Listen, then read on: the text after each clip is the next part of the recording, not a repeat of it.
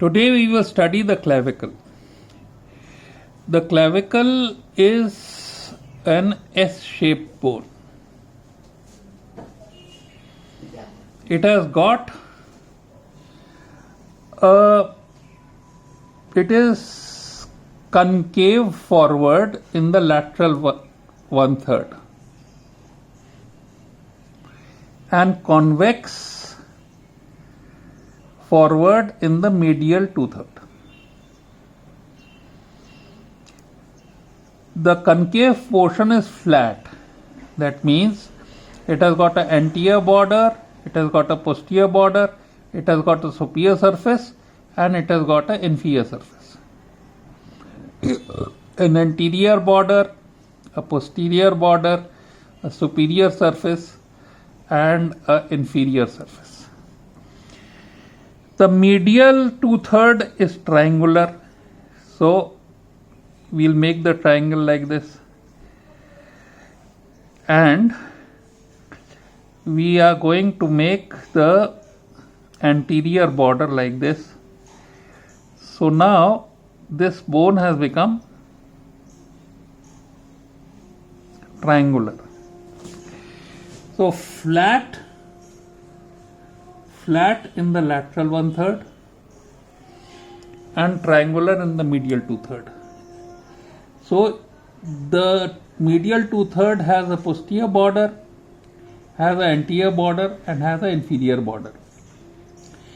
As the inferior border approaches the midline, the medial side, it splits into two, enclosing a groove which is called as the subclavian groove. On this side, it articulates with the sternum, which has got a notch for the clavicle, a notch for the first rib, and this is the manubrium sterni. It has got a suprasternal notch, so a notch for the clavicle, a notch for the first rib, and then going on to the rest of the sternum, which is somewhat like this, ending in what is called as the xiphistern.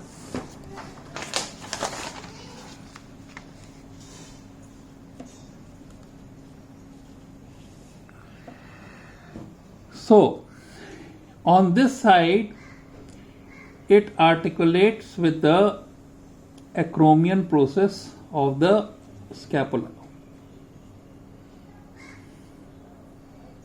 which goes on into the spine of the scapula. Underneath, so the inferior surface of the lateral 1/3 has got a line which extends from a tubercle on the posterior border, which is called as the conoid tubercle, and this line is called as the trapezoid line. It is on the inferior surface, so I have made it dotted. Parallel to this trapezoid line is the direction of the coracoid process of the scapula. This is the supraglenoid notch, and here you will have the glenoid cavity. On this side of the coracoid, you have the suprascapular notch and the upper border of the scapula.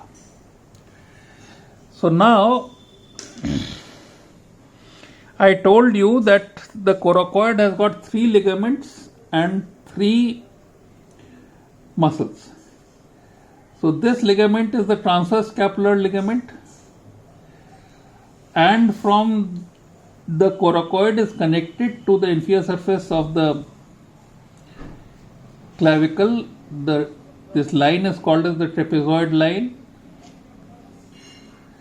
by a ligament which is called as the trapezoid ligament, and the conoid tubercle is connected by a ligament which is called as the conoid part of the coracoclavicular ligament. Now, we told you that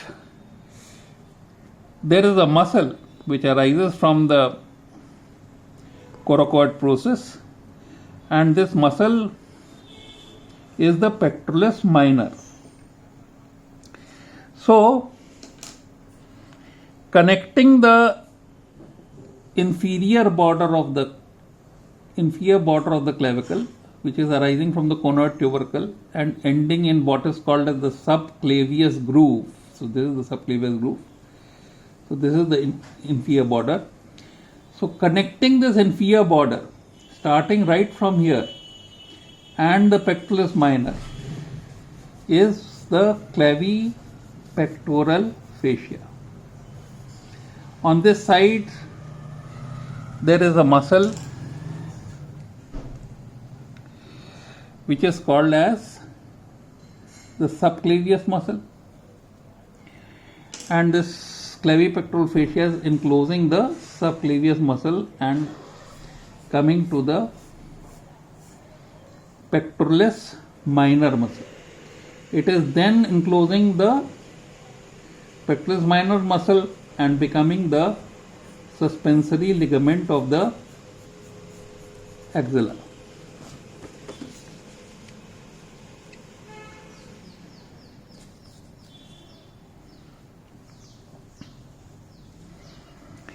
This clavipectoral fascia, I told you, is pierced by four structures: the cephalic vein, the thoracoacromion artery, the lateral pectoral nerve, and the lymphatics draining the axillary tail of spines of the breast into the axillary lymph nodes.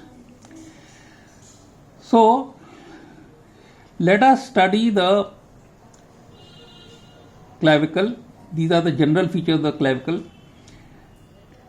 Flat in the lateral 1/3, triangular in the medial 2/3, has an anterior posterior borders and inferior superior surfaces in the lateral side. On the inferior surface is a line which is the trapezoid line, which connects it to the coracoclavicular ligament, which has a trapezoid and a conoid part. Now trapezoid has A and E. So this is anterior and external. The trapezoid part is anterior and external, the conoid part is posterior. Then we told you that the inferior border starting from the conoid tubercle converts the bone into a triangular bone, divides into two, enclosing the subclavius groove. Now we are going to tell you that the other ligament that arises from the coracoid is coracoacromion and coracohumeral. The three muscles are pectoralis minor, the short head of the biceps, and the coracobrachialis. So these are the three muscles and the three ligaments which arise from the coracoid process. From the posterior border of the clavicle, in the lateral 1/3, you have the attachment of the trapezius muscle, forming the posterior boundary of the posterior triangle. On the medial 1/3 of the posterior border, you have the attachment of the cleido component of the sternocleidomastoid. In between this, the roof of the posterior triangle is formed by the general investing layer of the deep fascia of neck. So the posterior triangle is bounded by the middle third of the posterior border of clavicle, the clavicular head of sternomastoid, the sternal head of sternomastoid, and trapezius. So this is the posterior triangle, and this is the thing that you've seen here. Now I will talk about the articulations of the clavicle. Here you have the acromioclavicular capsule, and this is a weak capsule, and therefore the clavicle can sort of dislocate at the acromioclavicular joint.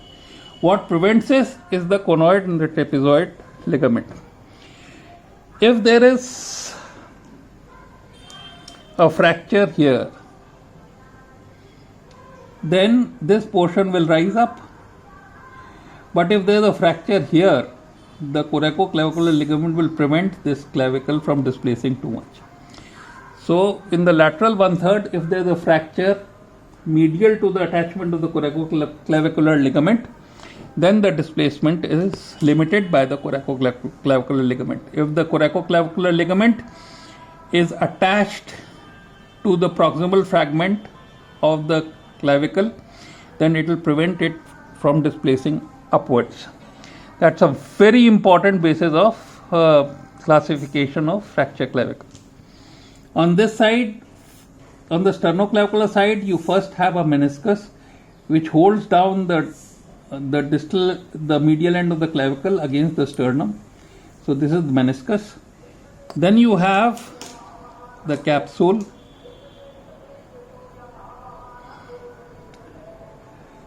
and this capsule is strengthened.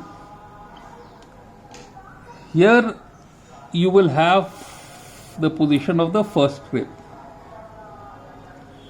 So here you have the subclavius, but then capsule is strengthened by the anterior and posterior sternoclavicular ligaments, the costoclavicular ligament which holds the end down, and the interclavicular ligament which connects the clavicle of the two sides. To revise, clavicle is a S-shaped bone articulating, having a lateral 1/3 concave forward, medial 2/3 convex forward, lateral 1/3 flat, having a superior surface, inferior surface, posterior border and anterior border.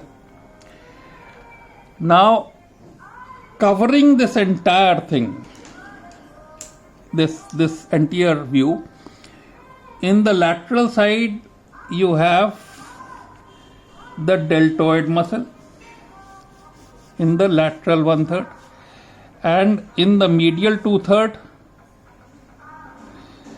the sternum, you have another very big muscle which is the pectoralis major. So deltoid and pectoralis major are the muscles that cover this entire region and form the pectoral region. And anterior to the pectoralis muscle you have the breast, the axillary tail of Spence.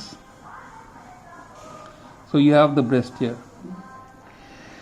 So this forms the description of the clavicle.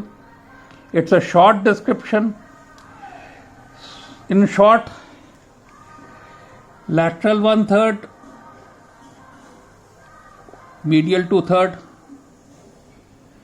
flat, triangular, anterior posterior border, superior inferior surface,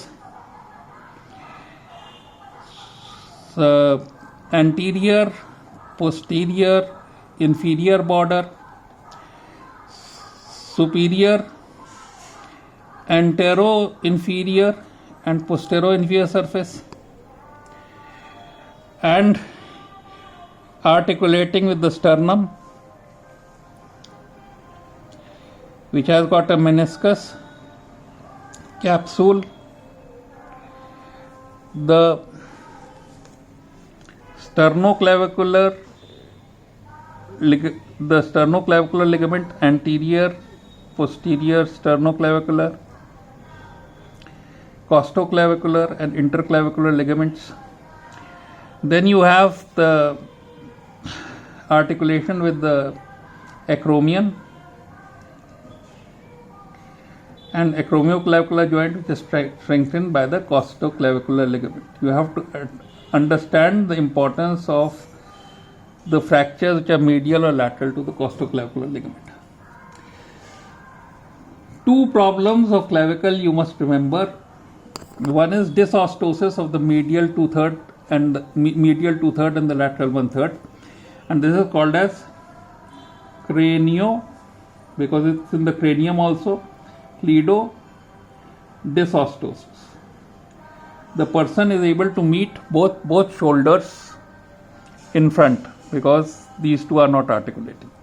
Second problem is the fracture of the clavicle, which would displace if the coracoclavicular ligament is not attached to the medial fragment. And this fracture of the clavicle is sustained due to fall on an outstretched hand. And in this, the distal fragment displays downward, forward, and medially. Downward, forward, and medially. It is reduced by a figure of 8 bandage.